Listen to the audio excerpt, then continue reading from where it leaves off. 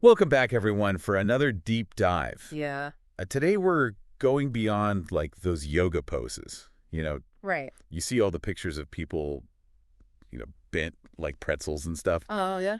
We're going deeper into Raja Yoga, and I think that's how you pronounce it, You got it. with this source material that we have that's all from a lecture based on the complete works of Swami Vivekananda. Yeah, it's really interesting stuff. Yeah. It gets into the philosophy of it Yeah, the philosophy of it. and like what it's really all about. Yeah, and the self-mastery aspect of this really stood out to me. Absolutely. It's not just about the physical postures, you know? Yeah. It's really a system for achieving liberation, Right. freedom from limitations, Yeah. and really mastering yourself. So it's not just about twisting yourself up like a pretzel. Not exactly.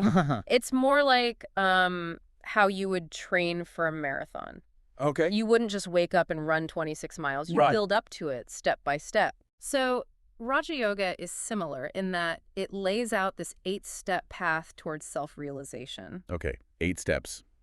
Right. Lay them on me. All right, so we have Yama and Niyama, Asana, Pranayama, Pratyahara, Dharana, Dhyana, and Samadhi. Okay.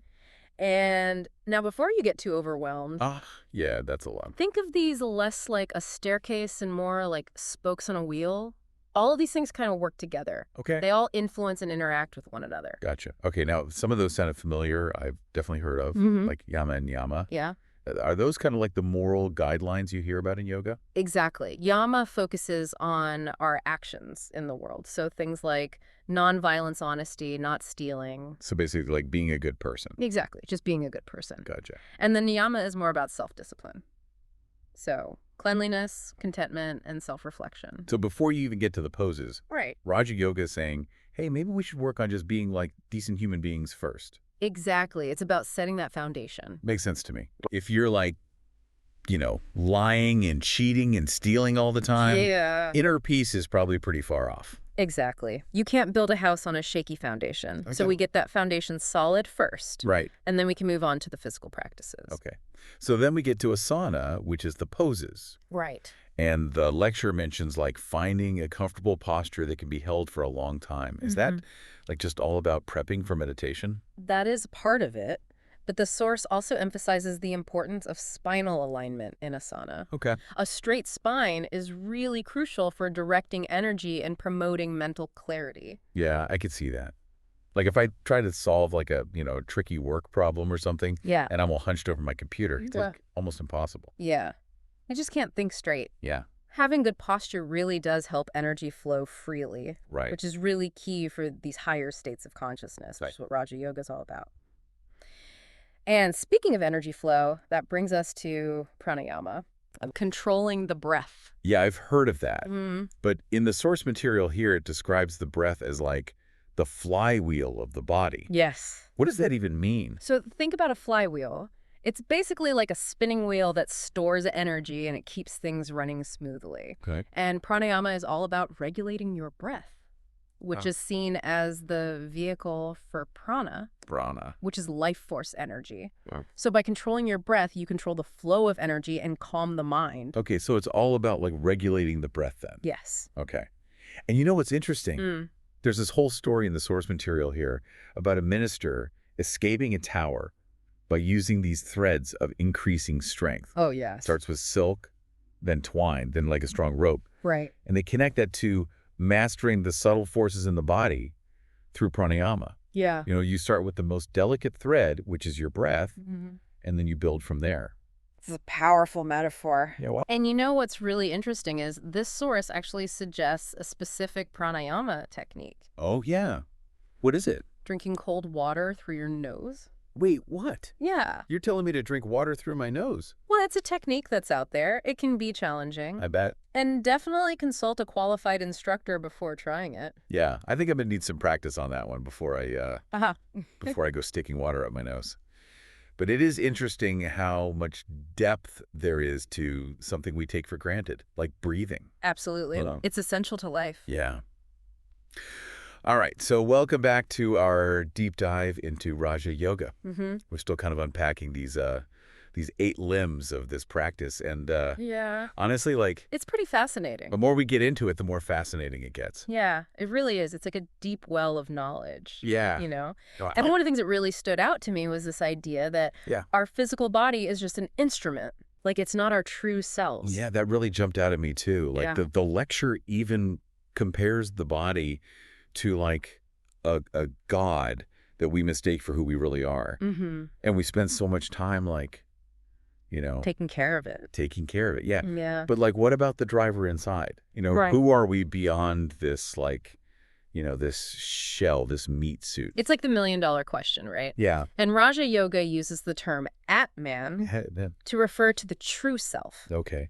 the soul, the Uh-huh. unchanging essence that exists beyond our body and beyond the constant chatter of our minds. So while everything else is changing, Yeah, our bodies age, our thoughts are racing, right. this Atman remains constant. It's like the silent observer kind of Exactly. just watching it all unfold. The witness. And Yeah. the goal of Raja Yoga is to realize that true self, Okay. to break free from the limitations of identifying solely with our body and our mind. So it's about like, Experiencing that freedom. experiencing freedom. Yeah, that comes from knowing our true nature.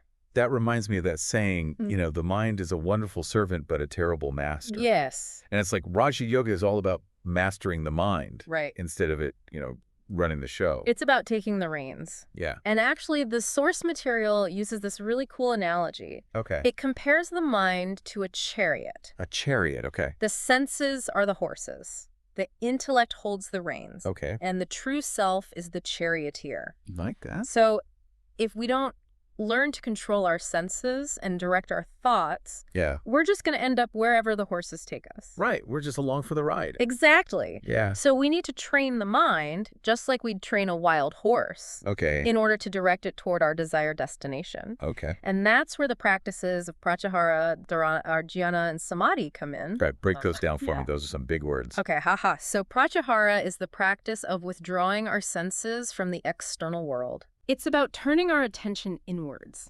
hitting the pause button on all the distractions that constantly bombard us. So kind of like creating this like mental sanctuary. Exactly. Yeah. A space free from all the noise and chaos of the outside world. Okay. And once we've kind of cultivated that inner stillness through pratyahara, then we can move on to dharana, Dharana. which is focusing our mind on a single point. Okay, so instead of our attention being like scattered all over the place like it normally is, Right. we're developing this like laser focus. Exactly. Right. And when we can maintain that focus for an extended period of time, we enter the realm of dhyana, or meditation. Meditation. Okay. Okay, that one I've heard of. Yeah. It's about quieting the mind, right? Yes. Finding that peaceful space. Finding that stillness. Yeah.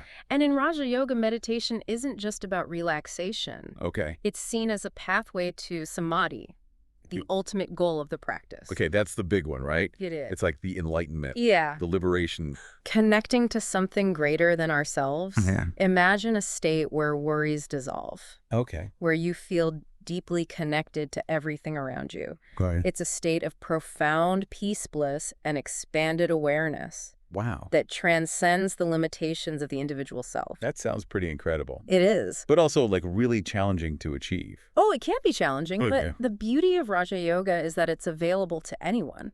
Okay. The source material emphasizes that with the right guidance and persistent practice, anyone can experience samadhi. Okay. So it's not just like, Right. for like the hardcore yogis out there. It's not just for the monks on the mountaintop. Yeah. Exactly. It's for everyone. Okay. It's about taking those small steps day by day Yeah. towards greater self-awareness, self-control, and inner peace. I like the sound of that. Yeah. Small steps, consistent effort. Exactly. The source material also mentions some like practical tips for establishing a routine. Yes. Did those resonate with you? They did.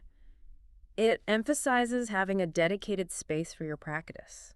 Okay. Choosing a time when your mind and body are naturally calmer, Okay. and creating a positive mental environment. So like set yourself up for success. Exactly. It's about setting yourself up for success, building a sanctuary that supports your inner growth. Yeah. It's like tending a garden, right? Mhm. Making sure the conditions are right for those seeds to sprout. Absolutely. Yeah. And remember, even a small amount of effort consistently applied can yield remarkable results over time. So it's not about perfection. It's about progress. It's about progress, not perfection. Welcome back to our deep dive on Raja Yoga. We've covered a ton of ground: We have. ethical conduct, Mm-hmm. mastering the mind. Yeah. We even had touched on samadhi. That's right. All this is so fascinating, but like, how do we actually apply this stuff Yeah. to like our Yeah. modern chaotic lives, you know? Right. It's a great question. And the source material actually offers some pretty practical insights. Okay. One of the things that stood out to me was this emphasis on self-effort. Self-effort. Yeah. Yeah. It's a reminder that liberation isn't just handed to us. Right, right. We earn it through dedicated practice. Yeah. It's like you can lead a horse to water, but you can't make it drink. Exactly. We can have all this knowledge, Right. but if we're not actually putting in the work, Nothing changes. nothing changes. Yeah. Yeah. And that actually reminds me of another point the source material makes about finding the right teacher. Oh, yeah. It suggests like seeking out a guru A guru. who not only possesses the knowledge, but also like embodies it. Right. They live it. Lives it. Yeah. Yeah. That's like learning to cook from a master chef who actually loves to eat. Exactly. You know, 'cause- You want someone who walks the walk. yeah. You want someone who's like living proof that this stuff actually works. Mm-hmm. But what about those of us who aren't ready to like, Yeah. you know, seek out a guru on a mountaintop or whatever? Right. Can we still benefit from all this? Absolutely. It's about taking those small steps day by day. Even if you don't have a guru in your life, you can still start integrating the principles of Raja Yoga. Okay. Start with something simple, like practicing mindfulness for a few minutes each day, Okay. or just being more conscious of your actions. All right. So small, manageable steps. Exactly. But what about the inevitable obstacles and setbacks we're going to hit? You know, Right. the source material talks about patience and perseverance being key. Yes. The path to self-mastery isn't always easy. Right. There are going to be challenges along the way, Of course. but the source encourages us to view those challenges as opportunities for growth. So it's like training for a marathon. Exactly. You know, you don't expect to just run the whole thing without Right. You're going to hit a wall. hitting a wall, needing to adjust your pace. Exactly. Yeah, so it's not about being perfect. It's about just keeping going. Keep going, Yeah, even when things get tough. that's a good attitude. Yeah. And you know, something else I noticed in the source material that I thought was interesting was this idea of detaching from the fruits of our actions. Oh, yeah. That's a big one. What did you make of that? It's a reminder to focus on the journey, not just the destination. Okay. It's about putting in the effort without being attached to specific outcomes. So it's more about like aligning yourself with the principles Mm-hmm. and trusting that the results will naturally kind of unfold. Exactly. It's about doing the work, cultivating inner peace, and letting go of the need to control everything. Okay, I like it. Well, this has been a really incredible deep dive into the world of Raja Yoga. It has. We've explored the 8 limbs, the importance of ethical conduct, the power of breath control, Yeah. and the ultimate goal of liberation. It's been quite a journey. It has. Yeah. And we've got some really practical tips on how to integrate these teachings into our lives, Absolutely. Even if we're just starting out. even if you're just starting out. So before we wrap up, I want to leave you with one final thought-provoking question. Okay. If you could truly master yourself, what would that look like? What limitations would you overcome? Yeah. What dreams would you dare to pursue? Those are powerful questions. They are. So take some time to ponder those. Thanks for joining us on this deep dive into Raja Yoga. It was a pleasure. Until next time, keep seeking, keep growing, and keep diving deep.